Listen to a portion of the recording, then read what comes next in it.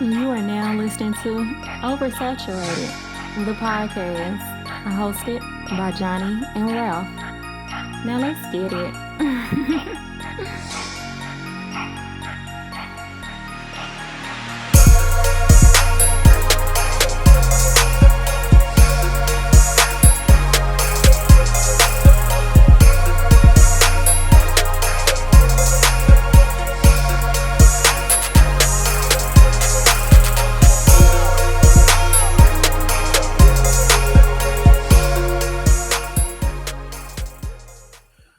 Welcome to another episode of Oversaturated, the podcast where we discuss music, movies, pop culture, and everything in between. I'm Johnny. And I'm Ralph. Welcome to episode number 250. Come on, round of applause. Ralph Cifaretto this week for the people that love Sopranos. Let's do it. New listeners, please follow us on all social media. Facebook, just search Oversaturated, the podcast. Twitter is Oversat Podcast. Instagram is Oversat the Podcast, and our email is oversatpodcast@gmail.com. And please be sure to check out our website, oversatthepod.com. Anything you need to know about OS is there. Yes, sir. If you want to follow us individually, I am the Mind of Ralph across your social media platforms. On Twitter, I'm JON2_B. On Instagram, I'm JBS_ESL_AAMU. Also, special shout out to WDJYFM 99.1 in Atlanta. ATL, hope. Shout out to OS Gang down there in Georgia, man. Ralph, 250. Are you feeling, man? I'm feeling great, man. I don't know. I don't know where to start, man. It's just so much. So much has happened. As you know, we took a week off. Just Mental health shit. It was tired. Yeah, That look, nigga was it be tired. like that. We uncles. Look, we need our rest. Man, what? But I mean, so much can be said, man. I just had so much time to kind of sit down and just enjoy. But I mean, for the most part, I just been very, very, very, very busy. The weekend prior, hell, that was my 4th wedding anniversary. So shout out to the wife. Thank you. We did our thing. We just, went out to a little getaway cabin, sidebar, right? So out in these getaway cabins, they like, it's an hour outside the city. You in the wilderness for sure. Yeah. Don't get me wrong. And when you're under the influence, you have a tendency to start thinking a lot. Yeah. And I was like, hey, our ancestors ran through these woods. Ain't no way I would have made it. Like I was like, hey man, it's dark out here, man. Like ain't no lights, ain't a lick of lights. Like I am a street. I'm a city boy. I don't play none of this. And you can't run through the woods with a lantern because they gonna see you. Man, what? And then I'm like, niggas ain't have shoes like that, bro. I got plantar fasciitis. I need Yeezys. I need Yeezy technology. How does this work?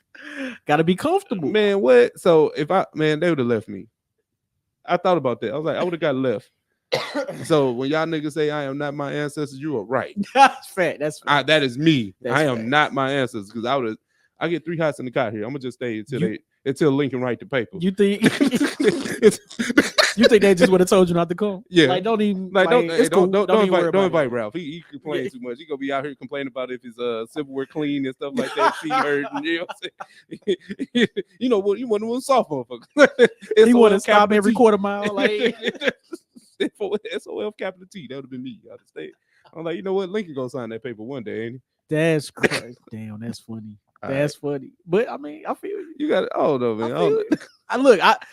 I feel you. Now shit, I might complain, so I ain't gonna lie. Like I don't feel like it. This is I don't know, but we obviously we thinking like right now we got too many luxuries. We went back to 1864, like, oh no. If me now somehow time travel back then, there's no way I would have made it. Oh no. Absolutely not. Like I get 3 meals. They feed us, right? What do they feed us? It don't even matter. Don't even matter, but we get fed, right? I guess so. I think I can withstand it. Okay. That's mad funny. That's crazy. That's funny. Yeah. So yeah, shout out to y'all, man. 4 years, I love it. Lifetime ago. I'm good though. I've been exhausted, man. I've been on the tennis court a lot more. That was one of my goals for this year. So really ramping that up, and man, I just been playing a lot of tennis, and that shit is tiring. Yeah. That shit is tiring, but nonetheless having fun. Just doing my thing, man, and that's really it. I'm actually looking forward to the holiday season. Just because I'm looking forward to some more time off from work. Yeah. Just so I don't know. I feel like I've been doing so much moving around and getting stuff done, getting stuff together. Like I haven't really been able to like self-care. Like Yeah. I want to get a massage. Like I want a whole day of just rest. Like I haven't really been able to do any of that. So that's what I'm really that's why I'm really looking forward to the holiday season, just so I can rest, relax, and recharge. Cause man, I'm just tired. Tired. No, I feel you on that. That's it, man. It's crazy. It's crazy out here. But before we get to Off the Dome, we're scrolling through Netflix. Finally had a chance to sit down and watch a movie. Okay. Finally got a chance to check out Bad Boys Ride or Die.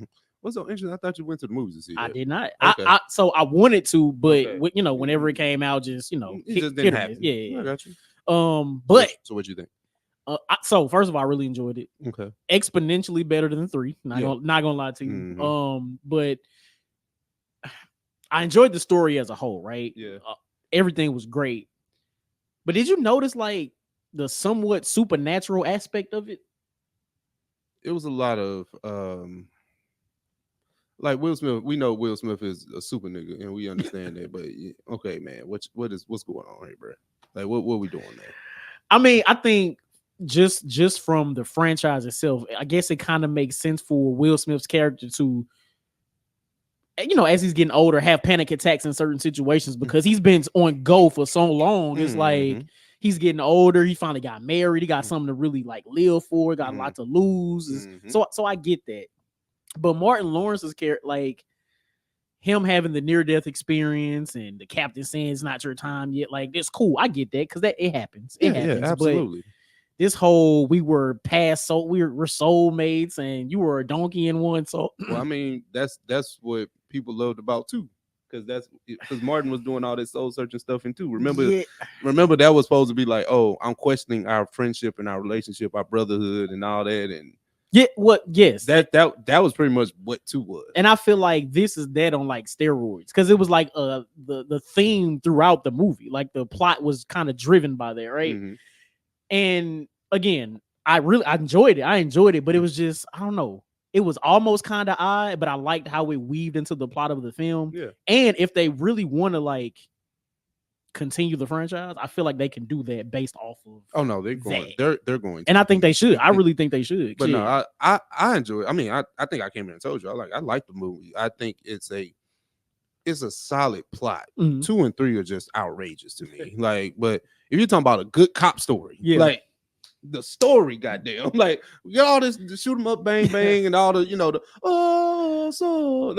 all the no, they was like real detectives in this movie. Yes, and the detecting shit. It was great. Yes. It was great. Like all this other shit y'all be doing, like god damn, like it's good for like a good popcorn flick. Yes. So I'm not necessarily complaining in that aspect, but just the plot.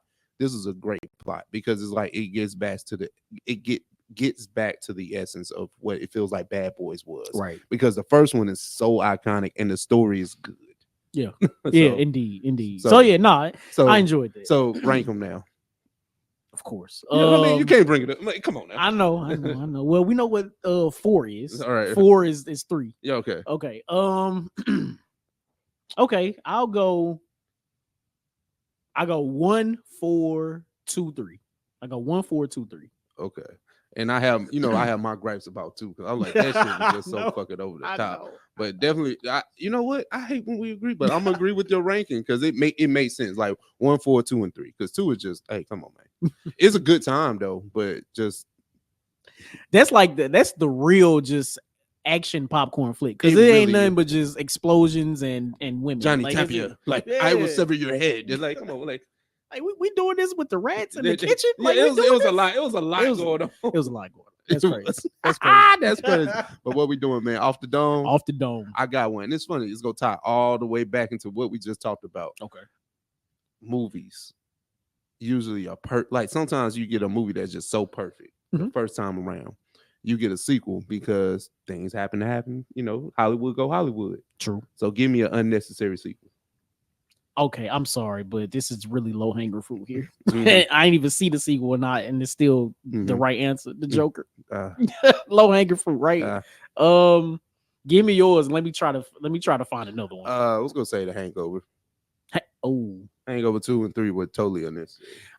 I fooled with 2. 3 was definitely unnecessary. Two 2 was okay. 2 was, but 1 is so No, perfect. 1 Like is if you're talking about definitely a iconic. perfect comedy, Definitely iconic. yeah, I'm talking about 1 from beginning to end. The twist at the end, Doug being on the roof the whole time. Absolutely. That is like, because 2, like I know 3 was just completely outrageous. 2 was just like, we just gonna keep, like, we're gonna keep this going. You're Like, right. and you know what's so funny? Todd Phillips directed The Joker and The Hangover. See, that's insane. But Hollywood, go Hollywood, man. Damn, I'm trying to see if I can think of another one. Let me think. Cause look, Joker 2 came and went. Like it just got released October 4th. They talking about it being on digital like next week. Yeah, Like that's 3 weeks. And what's so crazy? I'm ashamed of us as the blurs that we are. Right, we didn't watch it yet. No, It's just No. it living in this society, in this economy. I'll be quite frank. If they kill it enough before I get a chance to buy my ticket, you know what? I can pass on. Look, it's the critics and the audience. Like, it wasn't even just like if it's just the critics saying it's Okay, trash, cool. then I'm gonna go. But the critics and the audience, Damn, I can save me tickets damn near $40 these days. For 2. So you know what? yeah, say that money. I can save say that that money. Our bad. I'm coming up with a blank on another one. Okay. See, I have to sit and really think about that, but I'm gonna stick with my. It's just unnecessary. I'm gonna stick with my Joker All Joker right. answer. All right. So for my off the dome, so football season is in full swing, and we're coming to the end of the NBA preseason. I think the actual season is starting soon. Yes. So it got me thinking. Like, if you were top tier athlete, all the sliders are up to 100 on your team, whoever you play for, and your own attributes. Would you rather score the game-winning buzzer beater in a game 7 in the NBA Finals, or score the winning touchdown in the Super Bowl? Which one would you rather do? Game 7 shot. Game winning touchdowns seem to happen all the time in the Super Bowl, and people have a tendency to kind of forget those because it seems like they happen more often because the Super Bowl is just one game. Game 7 don't happen all the time, and you talking about a buzzer beater. That's true. I hit the last minute shot. Somehow I'll probably make the NBA Finals promo cut next year. You know what I'm saying? Just you know what I'm saying? That's true. Like you gotta to get the game winning touchdown. Like you probably gotta do some aerobatic shit. Like just imagine if I'm me this size on the offensive line and they throw me a little pass and I catch it. Like nobody's gonna know. It's not sexy. No, that's facts. That's facts. So now I would prefer the game winning. That's shot, funny. Game 7. That's actually my answer too.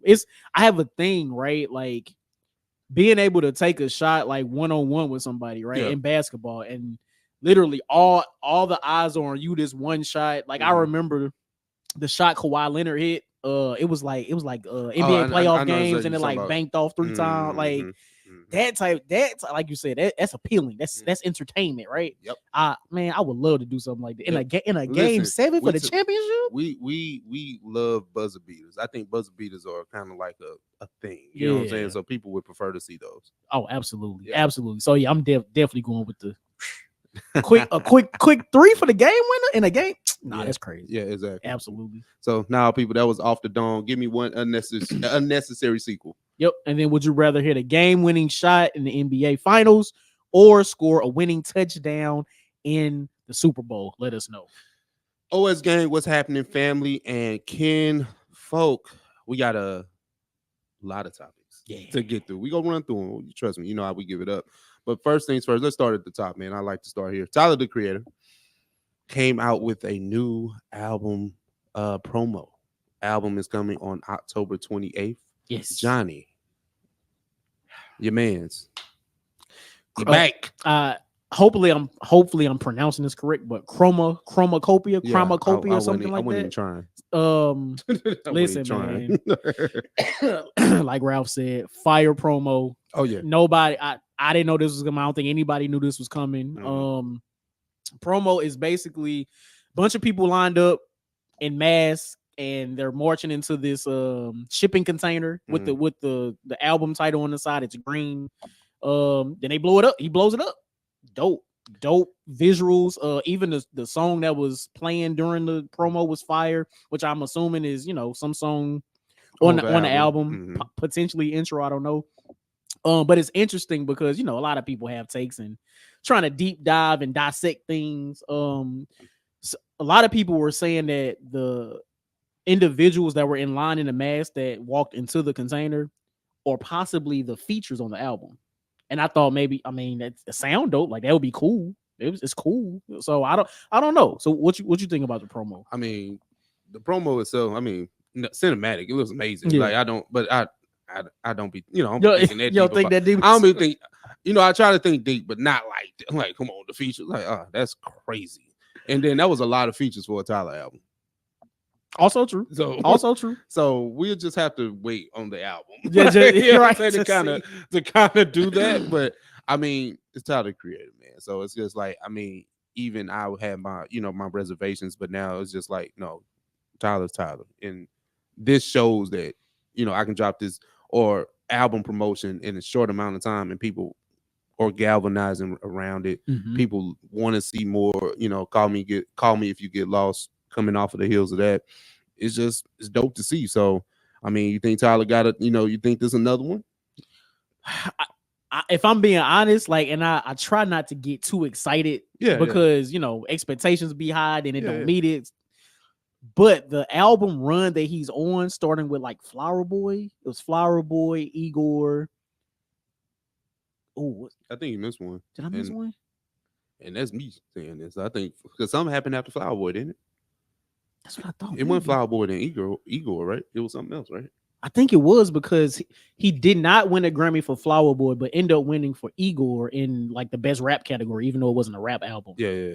But then it was Call Me If You Get Lost. Yeah. And it was like a deluxe version. We don't count those. Right. Yeah. Right. Yeah. So if we talking starting from Flower Boy, he's on a 3-album super run. I feel like, and this is later in his career because he's been out for over 10 years now.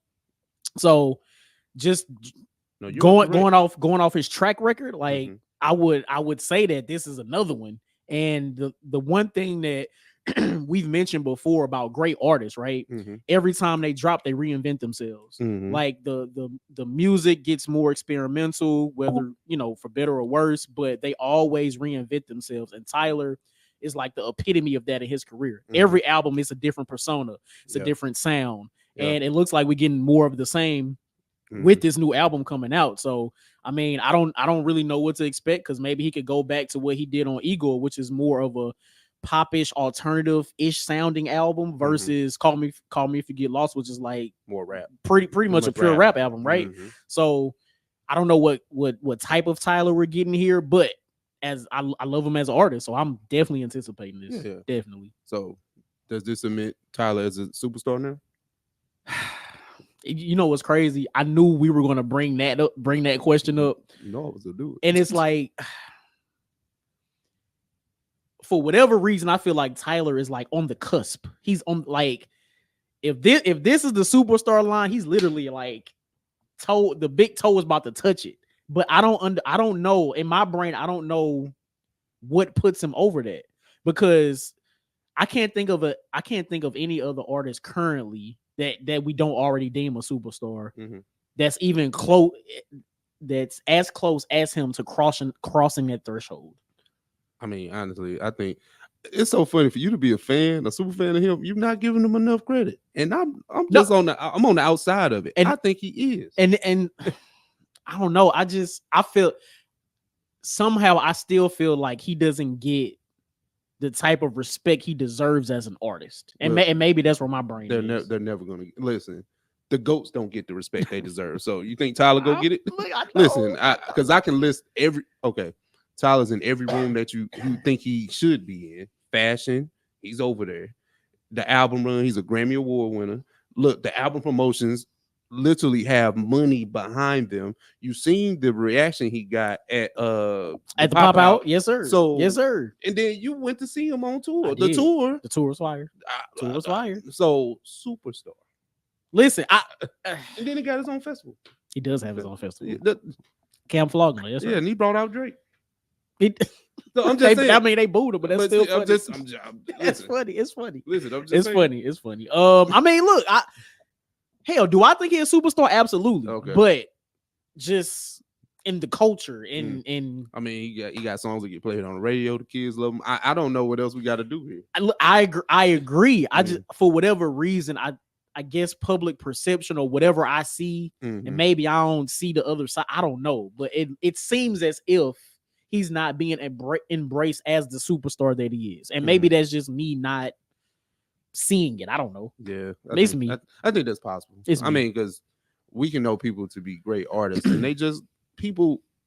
All the greats have stripes against them. Yeah, and I think that's just kind of like what it is. But no, even me just being like kind of helicoptering in, just becoming more and more of a fan with every project. No, he's a star. Yeah, he's up there, right? Absolutely. And I mean, even with this album announcement, I'm imagining a tour is going to be announced like sometime early next year, and I'm in that thing too. So here we go. Here we are. Right. Shout out to Tyler, man. Yeah, shout out to Tyler, man. But speaking of another good rapper, right? Jermaine Lamar Cole dropped his track randomly, unprovoked on Instagram. It's an Instagram special. That's the thing they're kind of doing these days. But Port Antonio, Johnny, where do I begin? Yeah. First of all, shout out Jermaine Cole. Shout out J. Cole.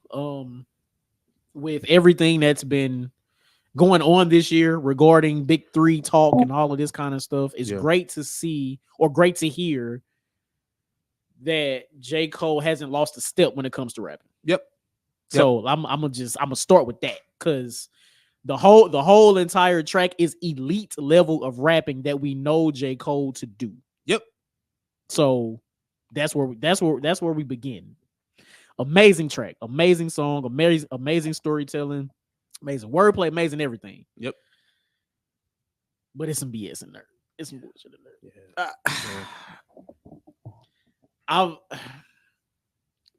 When J. Cole initially made his apology at Dreamville Fest, I watched that shit live. I was hurt. I'm not gonna front. I was hurt because I thought this is finally the time we get to see J. Cole actually enter a battle with somebody formidable. Yeah. When it comes to rap battles, rap beef, however you want to call it. He apologized. I was hurt. I was upset. Cool. Hindsight, I'm not upset at the apology anymore. I'm not. I understand. and of course, hindsight is always 20/20, right?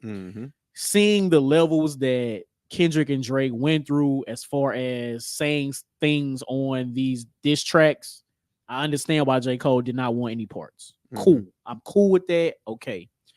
We're at a point, though, where J. Cole, an elite level rapper that we know him to be, does not even have to mention this beef anymore. I feel like he should never mention anything of this sort ever again. We know he put out the 7-minute drill diss track. We know he pulled it down. Even when it came out, we talked about it. That shit was lackluster. He didn't put real effort into it. Cool. He never has to mention any of this anymore. And he went on in that second verse to say, had I, something like, if I were to battle, I would have lost a friend but gained a foe, all this kind of stuff. Something about I know I'm better. Something to the effect of he would have won had he actually battled. But J. Cole, you didn't though. You didn't. You didn't. That's the point. That's the point here. That's the point. And still disguising it and all this elite level rapping. But no, you don't say it. Just don't say it. That whole second verse could have just been left off and we would have been cool. We would have been cool. So that's really where I'm at with it. Yeah. Man. What you think? I wanted to come in here with my Jermaine Cole cape on. I wanted to. Me too. I wanted to, but some shit is just inexcusable. And You played yourself, man. God damn. It's like now it's making it hard to be a fan sometimes. You know what I'm saying? Because 2014 was 10 years ago. Oh, that's true. I know, right? And that's what we hang our hats on, right? But I mean, Jermaine has been like, you know, just kind of like in the space of where he's been killing features, like the song choices, like even what Might Delete Later. Yeah, pretty dope, right? It's still in my top 5 projects of this year, honestly. And then what was the album before then with the Burning Hoop? I forgot the name. Off season. Off season. Yeah. Fire, right? Yes, Fire sir. album. Yes, like, sir. and then he dropped the track with Daylight just the other day. Oh, new. That's right. You right. So collard greens or something like that. He been rapping, and like you said, he was rapping on this song, and the pockets was very reminiscent of 2014 or like Friday Night, like somewhere in that space. So he was just doing his thing, and then you start saying all this goofy shit about, you know, if I had a battle, I would have, you know, man, ain't no right, man, get that. Not trying to hear you that. Can't. And the best thing about what J.Cole has been doing is just saying that I'm better than you niggas. And that's what a lot of his raps have been the past 2.5-3 years. Yeah. And it somehow doesn't feel repetitive. I know, you know right? What I'm saying? But that's the main argument of everything, right? It's true. I'm better than you niggas. Well, now you got the niggas that we put in the group with you, you know, the big 3 with you, and you had a chance to at least, you know, start shooting at both of them or just shooting at Kendrick. So yeah, then you talking about how Drake, you know, well, I ain't ashamed to say you helped me. Nigga, y'all got like 2 songs together. This ain't a Ross or Future thing. Like, you know what I'm saying? This ain't Migos. Like, hey, maybe it was some stuff behind the scenes we don't know about. Look, I'm just saying. I don't know. You playing yourself. Like, and I said it back when Drake took him on tour. You don't get took on tour. Yeah. The fuck? Like, I ain't let that slide. I was like, oh no. And then you had 5 songs while Drake had 32. Just about to say, get that shit up out of here. J.Cole was an intermission audience, intermission artist on that tour. That hurts. That's insane. That hurts. Like, your catalog can rival if you got the fan base. You know what I'm saying? Because we put you up there with him. You know what I'm saying? You shouldn't be going on tour with him. You shouldn't be helping him make money. Not in that way. You know what I'm saying? Not in that way. Yeah. You can come out, do a little spot date, you know, do first person shooter in the select city or something like that. You come out and do another 2-3 songs and then you get the fuck on. But no, you're on tour. He literally shouldn't have been on tour. Like, if Drake were to stop in North Carolina, you bring him out as a special guest. Think about it like this. Watch the Throne tour. Jay and Kanye. Jay didn't play Kanye like a little nigga because he couldn't. He couldn't. They got songs together and then they got individual catalogs. And I bet you it was a good split. Had to be. You got 2 headliners. Drake gotta have something over Cole. Like Cole had to owe him a favor. I don't know, but because like you've been saying, it doesn't make sense. It didn't make sense. It never made sense. So I don't know. I know, man. But speaking of Aubrey, hold on. Also, go ahead. With everything we just mentioned, right? Even this song, does this hurt your excitement for the Fall Off album? Well, he's hurting it because he's taking too long to fucking drop it, and all this dumb shit keeps happening. So I guess to answer your question, yes. Because let's say he dropped this after he deleted 7-Minute Drill, I would have been okay. Okay. I'd have been okay.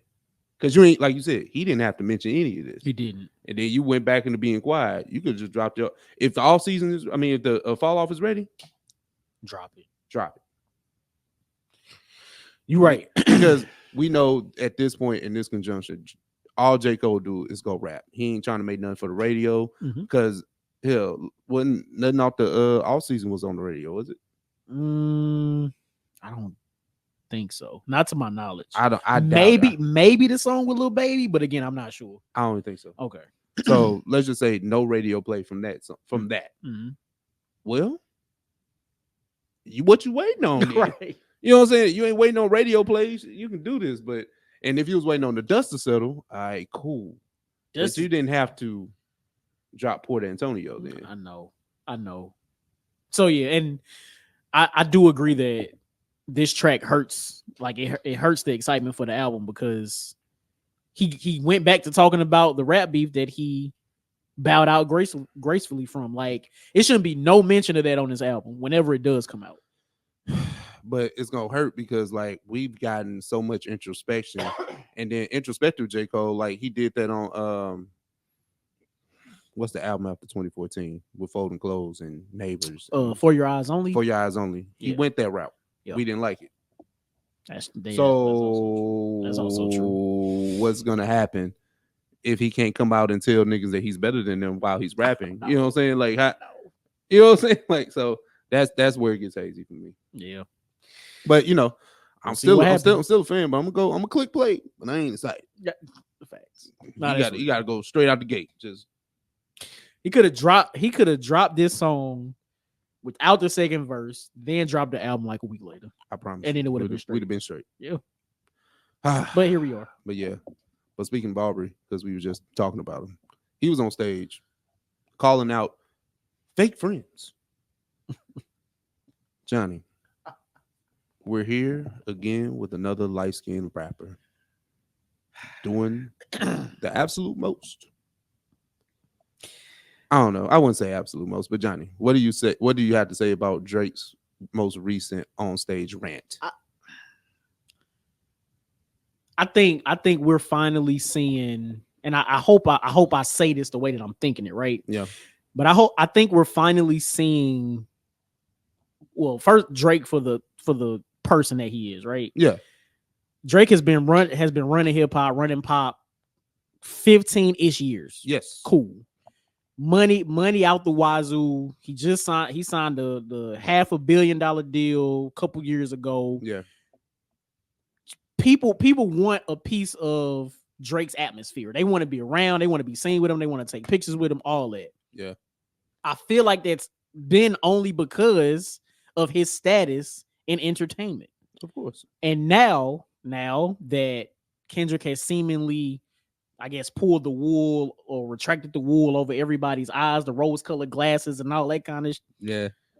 People have seemingly chosen sides that do not side with Drake, during and after this beef. And I think that is starting to take its effects and toll on Drake. Mm-hmm. Drake not knowing that that's why all of those people were around him in the first place. And I think that's starting to take an effect and a toll on him, which is why he goes on stage and makes the comments that he made. You know what's so goofy about this? I was about to shoot him bail, then I was like, nah, you know what? Let's retract this. Let's think about this. Mm-hmm. Aubrey is a child actor. Also true. That means you've been famous for a very, very long time. As soon as Degrassi ended, you start rapping. Or when whenever that ship sailed for you, you start rapping. Cool. You know what I'm saying? Transition to one of the best artists or rappers we've ever seen. Yeah. So for you not to understand that people want to be around you for the success that you bring, that's a character flaw. And I'm sorry. I'm not saying he couldn't understand that concept. I mean, I feel like you should have understood that concept 10 years ago. Mm-hmm. Not 15 Not years. now. Yeah. Not now. You know what I'm saying? Then you make a song, no new friends, no new friends. Like, but for you not to understand that was the actor. Listen, Johnny, you probably got somebody that you cool with at work. Probably a work friend. Not not work, because we ain't going we ain't doing that. But I'm just saying a work friend, like the homie. Yeah. Talk about little sports, little show. You know what I'm saying? You know what I'm saying? How's the wife? You know what I'm saying? Like that type shit. But at the end of that, ain't no texting, ain't no talk. Hey, listen. At 4:00, I know when I log off, we if I see you out, I'm a wave, of course. But we ain't friends, and I can understand that. Yeah. But why can't you compartmentalize what this is? And it's like, because I imagine that you have friends, like you got the homies from Toronto, you got your inner circle, you got your people, right? Mm-hmm. And some people probably have grown close to you over time as an industry friend, but to think that all these people really ain't my friends or my brother, like you go through strives with your friends and family and brothers. So I'm not attributing that to it, but I'm just like, for you to make this rant at this point, bro. How many times have we seen man or woman get a certain level of status for anything. Mhm. It could be because they really making money, because Mhm. they joined a fraternity, sorority, like whatever the case may be, Mhm. and then instantly changes them into a different person. Right? They get all the accolades, they get all the people hanging, they get all the status, all of that.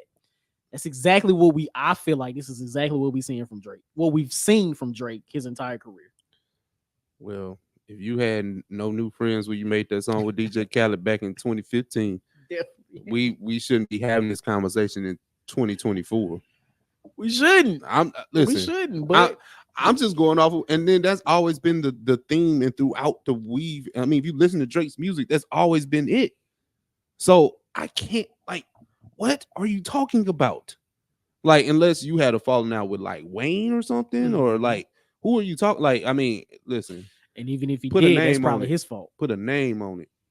It's too many. Put a name, like, oh yeah, you right. It's too many. And he can't be talking about Cole. Cole just apologized. Facts. He can't be talking about Jermaine. Jermaine just apologized. That you see how this tied together. I'll never neglect everything you did for me. What? Come on, man. J.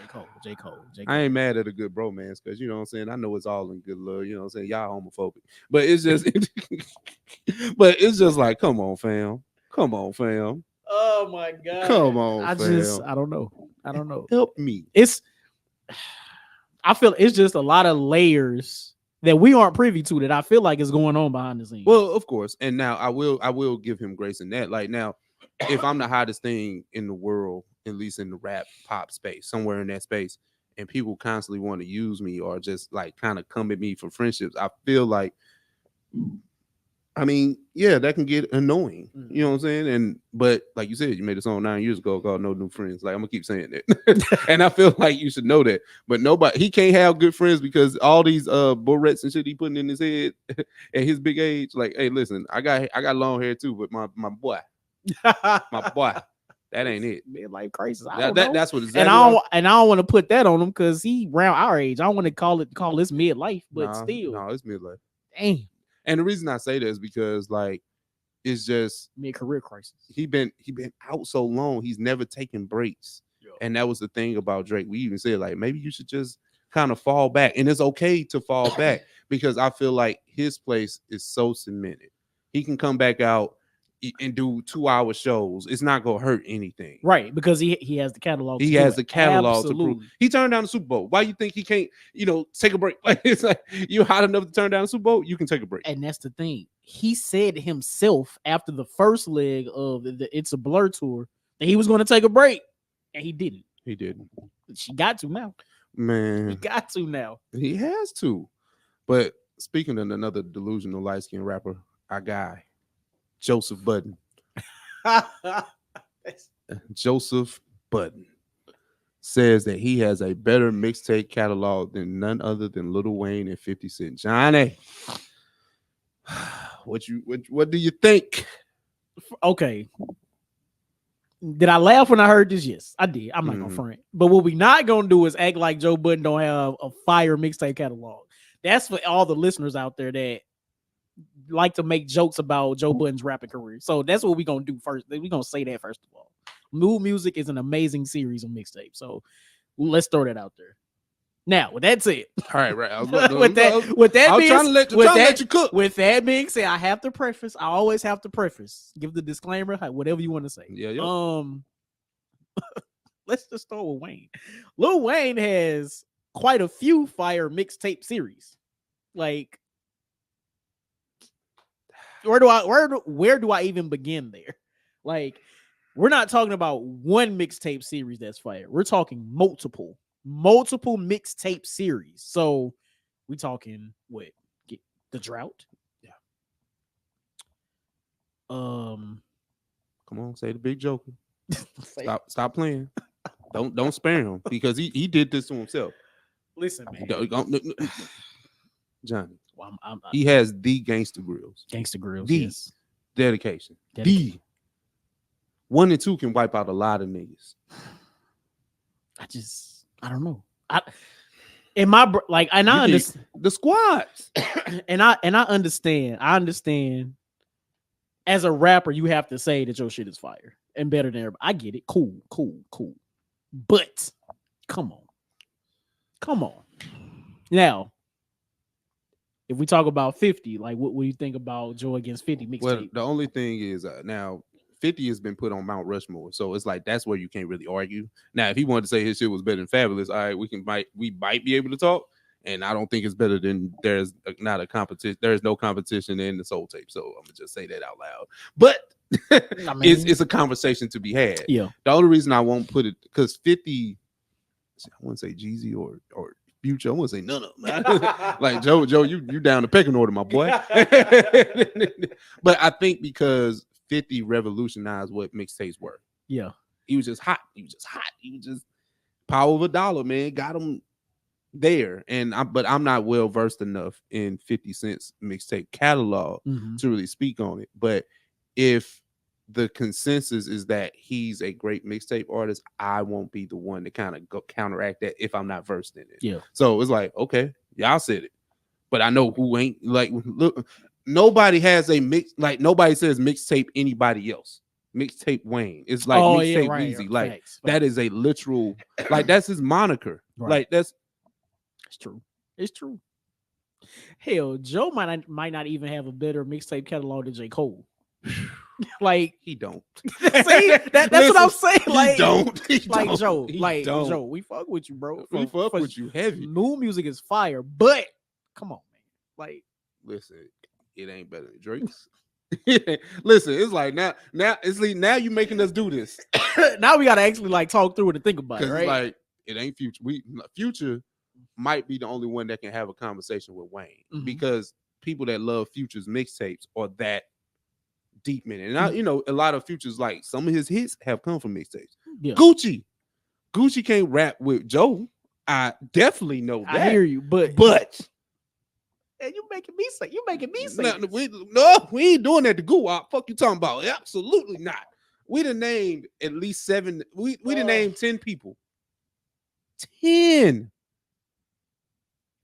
Now, granted, what Move Music did for Joe Budden's career has done, I think, a little bit better than maybe like a Fab or like certain people. Like certain people you can throw out there, okay, because Joe's been able to thrive off of the fact that I did these mixtapes because the label was holding me up, and I did free music, which kind of galvanized and got more fans underneath me to where I started vlogging, and now I built the podcast empire off of it. If that's what you're going off of, cool.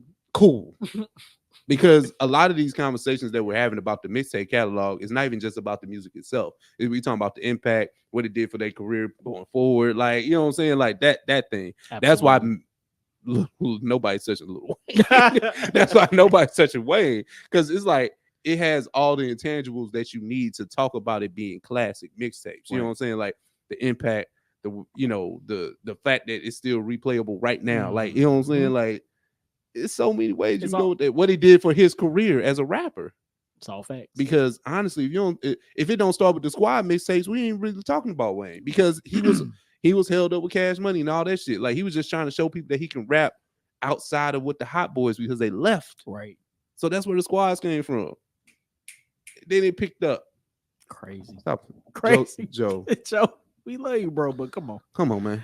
All right. All right. It hurt I had to do this. I know, right? So there's two things, and I think we can kind of combine these, right? Yeah. You have T.I. saying he's retiring from performing at rap shows. And then you have a global superstar, you would dare him say, Chris Brown, who's receiving backlash for performing in South Africa. So, Johnny, I guess what's the most shocking headline? If you want to go that route. Oh, I guess Chris Brown receiving backlash for performing in South Africa. I'm not sure how often Chris goes international. Goes international like that, especially South Africa. I don't know how many American artists in general go and perform in South Africa. But apparently the backlash is because of his domestic violence incident with Rihanna. So and there's like a whole there's a whole collective that's like trying to get petitions signed and things like that to block him from performing in South Africa because of said incident. I don't know. I get. I guess because he doesn't travel over there as often, like Yeah. maybe that's why it's I don't know, maybe that's why it's still coming up. Like Mhm. not negating what he did, but that was a very long time ago. I don't even know like the year. I don't even Well, I remember the mean, year. it's deeper than just Rihanna. I think that's where everybody kind of goes to, but he has a history of violence just in general, Mhm. going past what Rihanna was. Like I know his girlfriend Karuchi, who's I think is still under like legal whatever. You know what I'm saying? Okay, My man went to right. jail. You know, it was a lot. Like he beat up Frank Ocean. I don't know why that's a big thing. You know, that was a male on male thing, I guess. But you know, people's mad about that too. Like Frank can't fight. Like I know it's I was just it's saying, funny. right? But I mean, Chris has had a very, very checkered past when it came to like just violence in general. But the domestic stuff is even crazier. And then in a place like South Africa where apartheid just got canceled, we're not doing that. But they're talking about gender, like they said, in a country grappling with gender-based violence crisis. It's a usurping of why people are calling for the cancellation of Chris Brown's Johannesburg tour dates. So are those South Africans doing that, or is that Americans? Because if that, I don't know, like, because you know what I'm saying, because you know people had a problem with Beyonce going to Dubai doing the performance for like, because what not Cowboy Carter, what was the album before that, the dance album Renaissance, yeah. Renaissance was like a ode to LGBTQ and dance culture. So why would you go perform in a place where that, you know, where they where they have a problem with LGBTQ rights? Yeah. So it's like you can't go over there and take their money and do that. So I kind of see it in that vein. So is it more so the people in South Africa having a problem with that, or is it just people outside of South Africa not minding South African business? I interpreted it as South Africans having the issue. Okay. But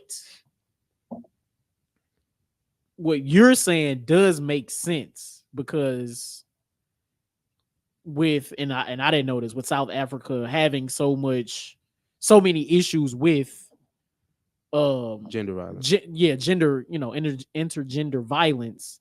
I guess it would make sense for those groups to speak out and want to sign petitions for him not to perform over there in a country where you know that those type of issues are running rampant. So I guess I get that. I guess I understand it. But I mean, I don't know. I feel like I don't know. I personally really don't have an issue with him going over there to perform. I don't. He's still touring the United States. I'm gonna say he toured over here. Like that's what I'm saying. Like I don't know. This is the place where he did the crimes. That shit. Now I'm not laughing at you. I'm not laughing at domestic violence. Right. But I'm just saying this is the place where he did the violence. If he didn't get canceled here, like what?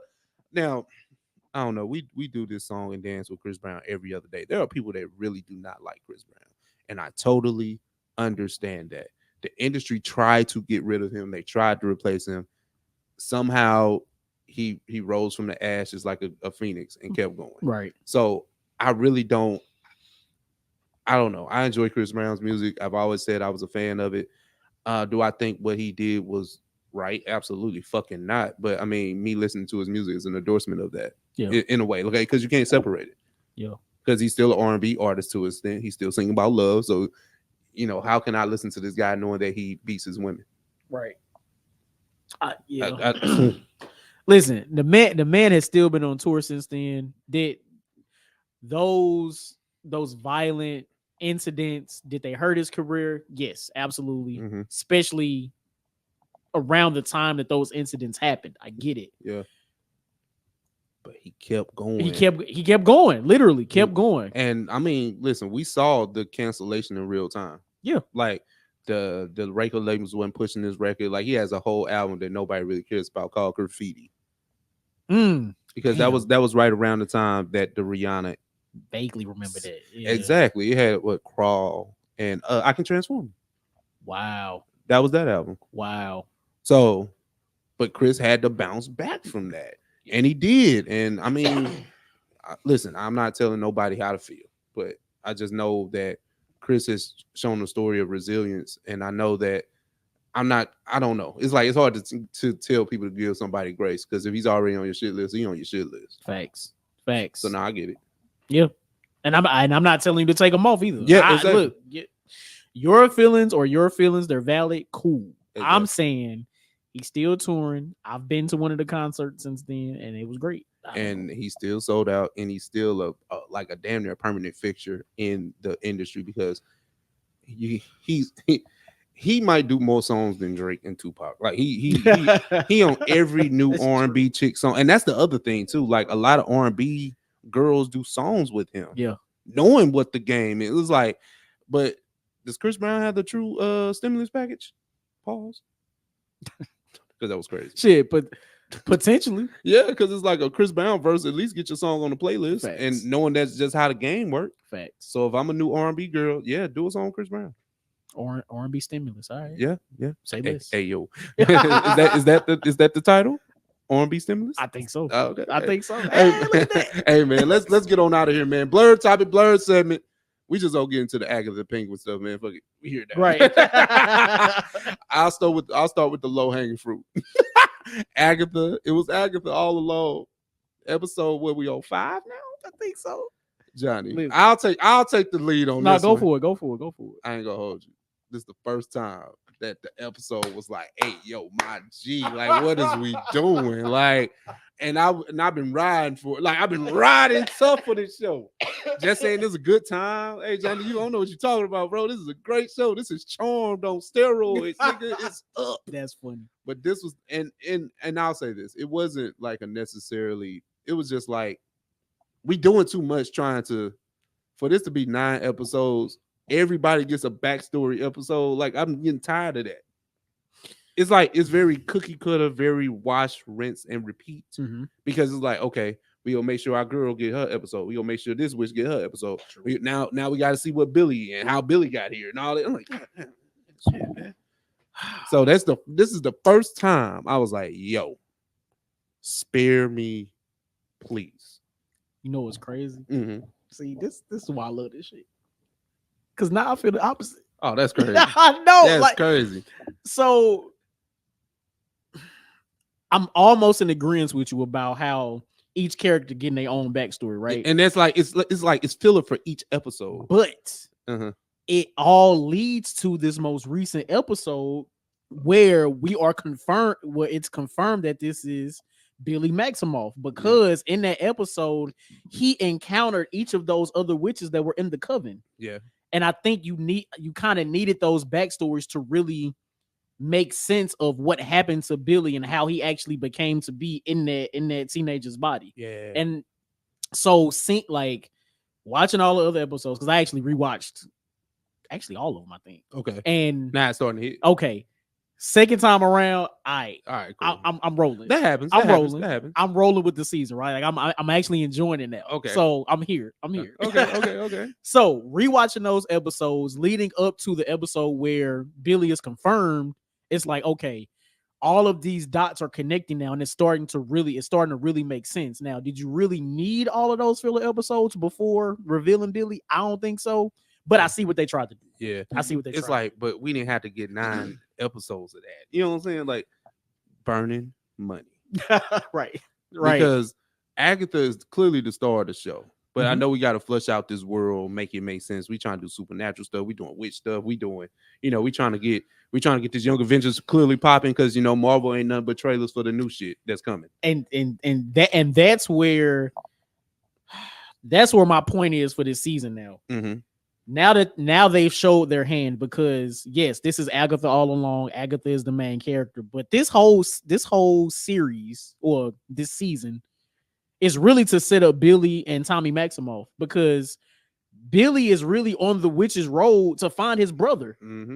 Because even before this most recent episode, where I've been watching recaps and stuff, where people are predicting this is Billy.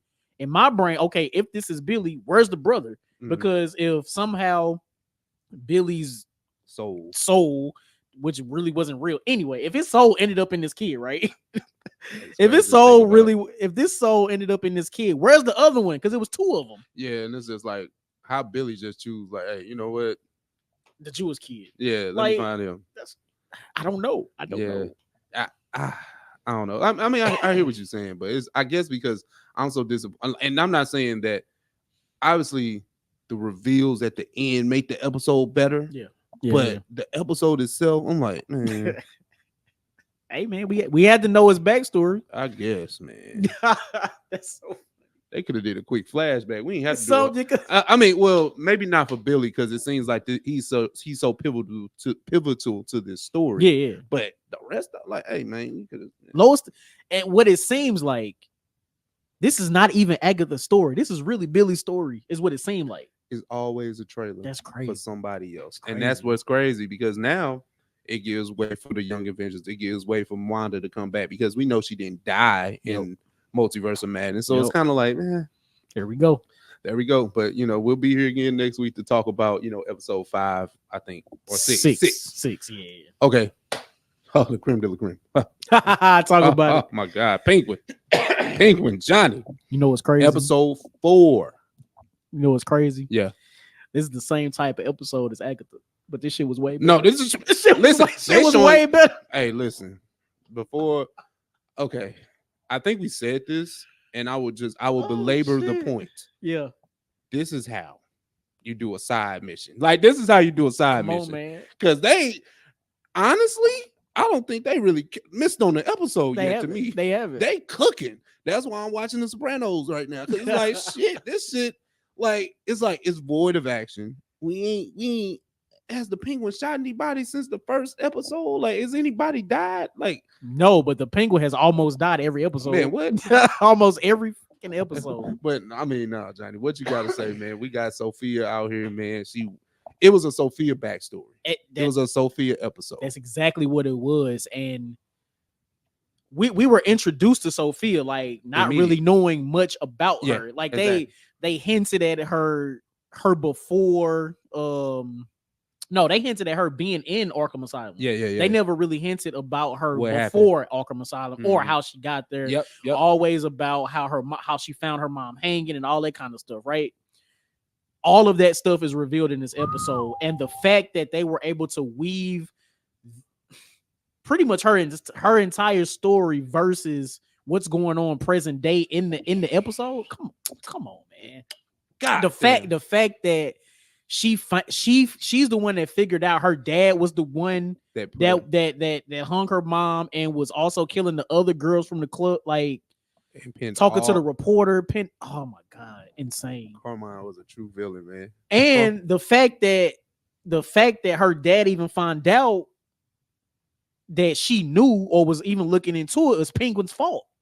So that's a whole nother layer of this show, right? Like, we knew that Penguin used to be Sophia's driver.